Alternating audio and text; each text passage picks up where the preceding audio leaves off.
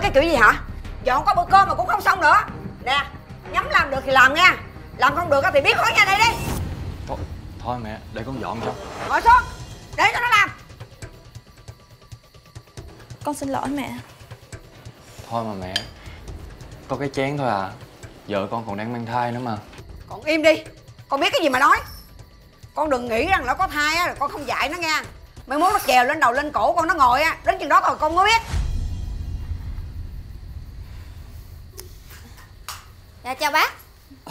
Thư qua chơi hả con? Dạ. Nè, ngồi xuống đây ăn cơm luôn đi con. Dạ. Ngồi xuống đi con.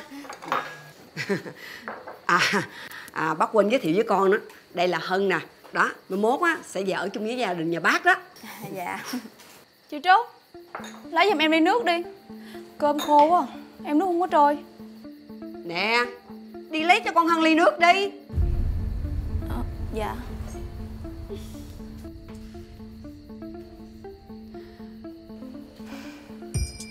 Ít chết, em quên nói với chị là em muốn uống nước cam.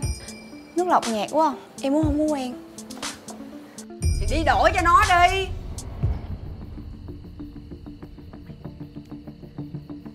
Mà bác ơi, dạo này khẩu vị của con sao á? Chứ con thấy món cá này thì nó cứ tanh tanh kiểu gì á. Còn món gà nữa, dầu mỡ không à. Chị Trúc, em xin lỗi chị nha. Chị có lòng nấu ăn nhưng mà em ăn không có được. Con ơi, không phải lỗi tại con đâu. Tại là do nó đó. Nó nấu mấy cái món này nè. Thực sự là bác á cũng không muốn ăn nữa đó con.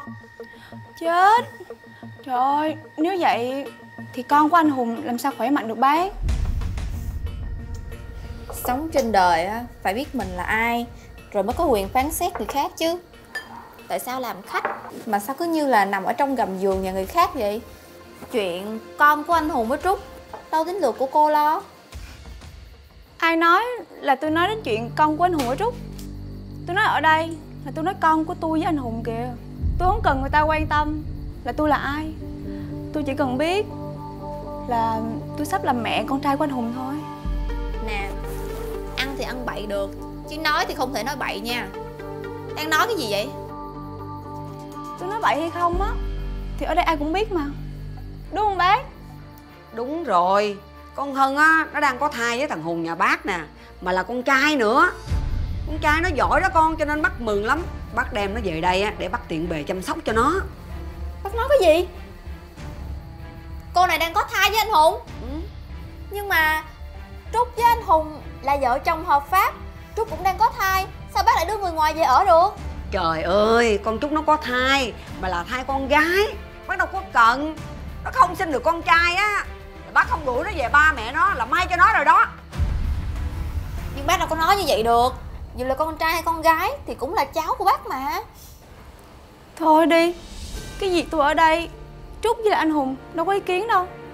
Đúng không Trúc? Đúng không anh?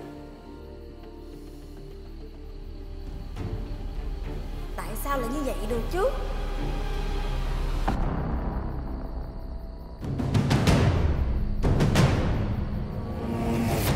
Ấy à! Trúc! Em có sao không? Em không sao đâu. Nè, cô làm vậy có ý gì? Giỡn xíu mà, hai người làm gì căng quá vậy? Giỡn. Nè, tôi nói cho cô biết nha. Sao? Thôi chị, Hân đang có thai đó. Đúng rồi, ít nhất còn có người biết điều á. Em ngồi xuống đây. Em làm cái gì vậy?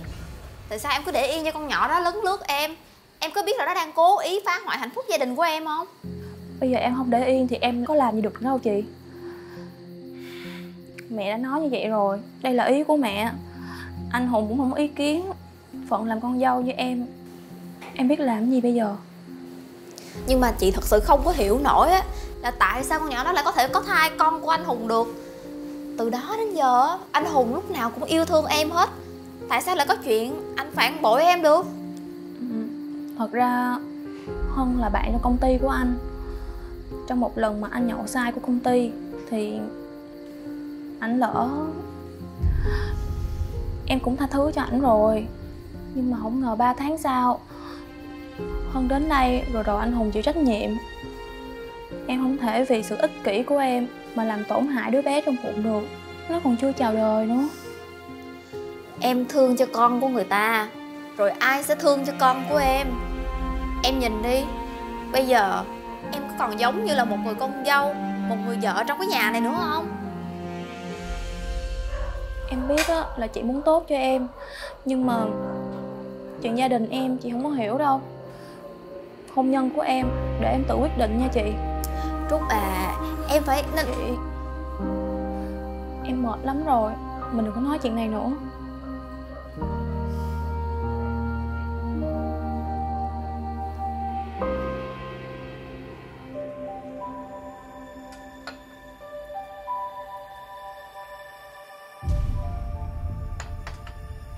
Chị Trúc, uống trà đi nè. Trà em mới pha á, chị uống đi cho nóng. Hôm nay em sao vậy? Sao? Là sao? Bình thường tính em sân si vậy thôi, chứ em cũng hay nghĩ cho người khác lắm. Em nghe nói là trà này là trà bồ công anh, tốt cho thai nhi. Bởi vậy chị uống đi cho nóng nè. Chị cảm ơn nha.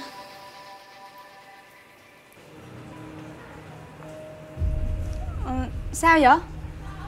Chị không tin em hả? Vậy thôi, để đó em uống cho chị coi nha.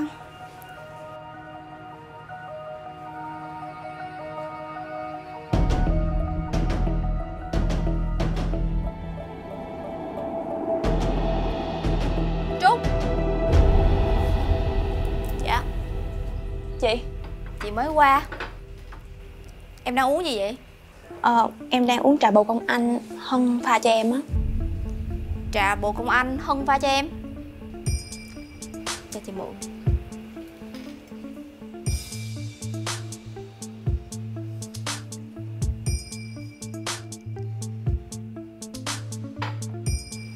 Không biết ly trà kia có phải là bồ công anh thật hay không, nhưng ly trà này lại là trà hoa cúc.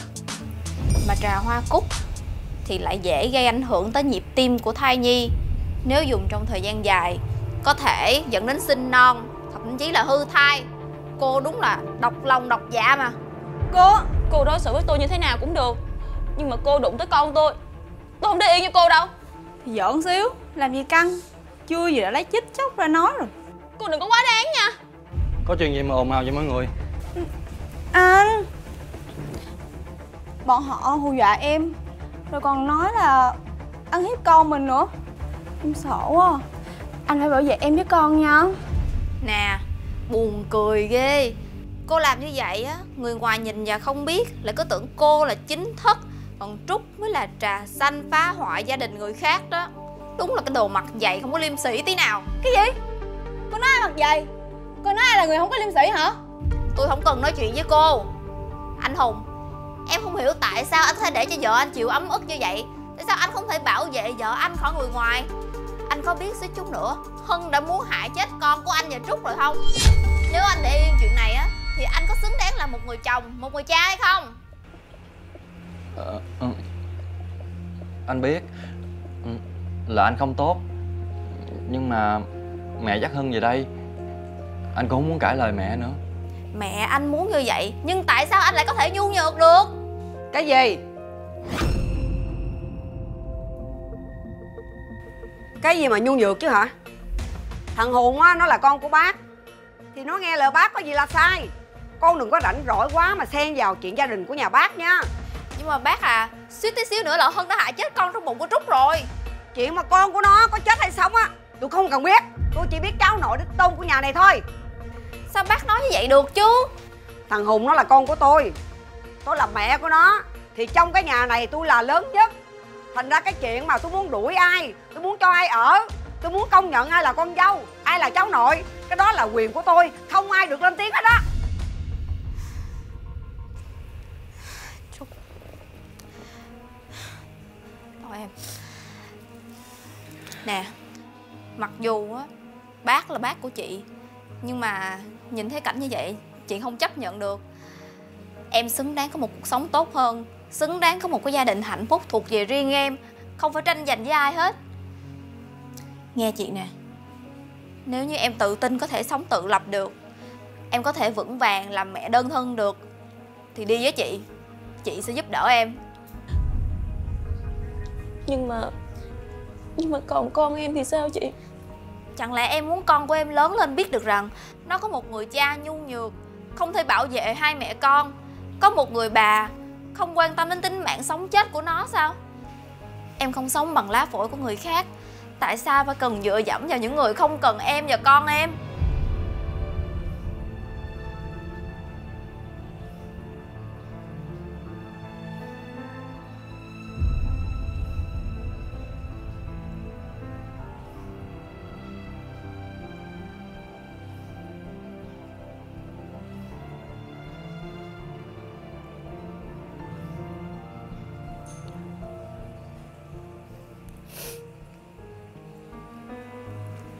Em đi với chị.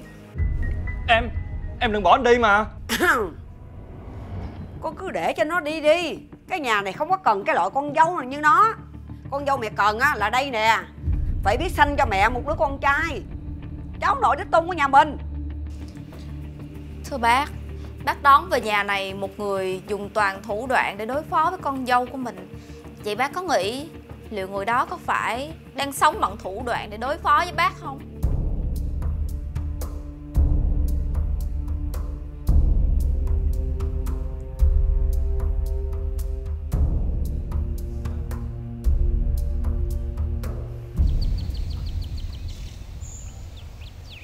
Trời ơi, không biết sao đây nữa. Lâu quá vậy trời. Con, về hả con? Ngồi xuống. Nè, cho mẹ hỏi nè. Có phải là con của con, cháu nội đích tôn của mẹ không con? Sao vậy? Hả? Đâu, đưa đây cho mẹ coi.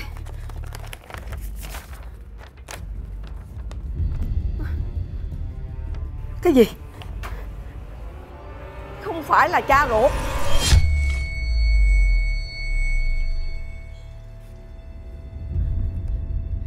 Vậy thì cái thai trong bụng của con Hân là con của ai hả? Nó đi ra ngoài nó ăn nằm với ai, rồi bây giờ nó bắt con đổ vỏ vậy hả? Anh, nay em mua được mấy cái túi mà thẻ anh hết tiền rồi. Bữa sau anh nhớ nạp cho em nha.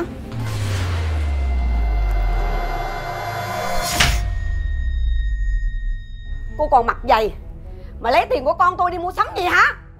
Mẹ, sao mẹ tát con? Anh, mẹ tát em kìa. Nè, cô xem đi. Trong cái giấy xét nghiệm ADN này nè, nó nói cái thai trong bụng của cô không phải là con của con tôi, không phải cháu nội của tôi. Cô còn diễn kịch đến bao giờ nữa hả?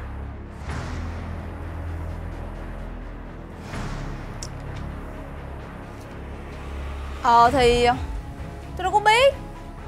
Ngủ với nhiều thằng quá thì ai biết con của thằng nào. Trời ơi là trời, tôi không thể nào mà tôi tin được có một người mà trơ trẽn mặt dây như cô vậy đó.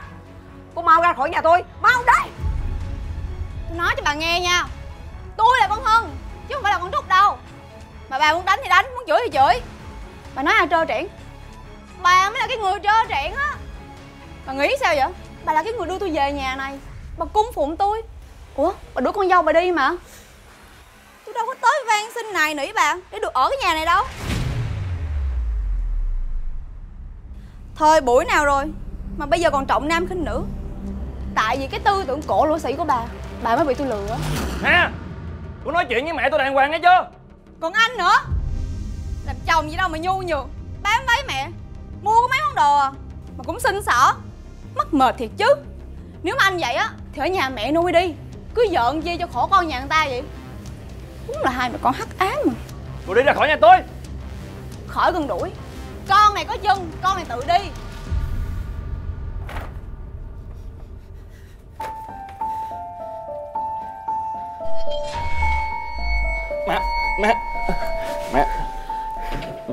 Mẹ ngồi xuống đây. Mẹ có sao không? Mẹ mệt quá.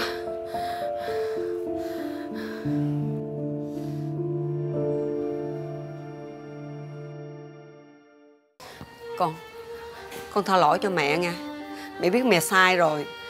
Mẹ bị người ta dẫn dắt á, cho nên á có những cái chuyện á mẹ có lỗi với con. Con tha lỗi cho mẹ nha. Hãy về ở với mẹ với thằng Hùng nha con. Chuyện quay lại chắc không được đâu mẹ. Con với anh Hùng đã ly dị rồi. Mẹ biết á là con còn giận mẹ, nhưng mà còn đứa con trong bụng của con thì sao? Không lẽ nó lớn lên mà không có cha sao con? Con cũng nghĩ đến chuyện này rồi. Sau này anh Hùng muốn, anh có thể qua thăm con bất cứ lúc nào cũng được.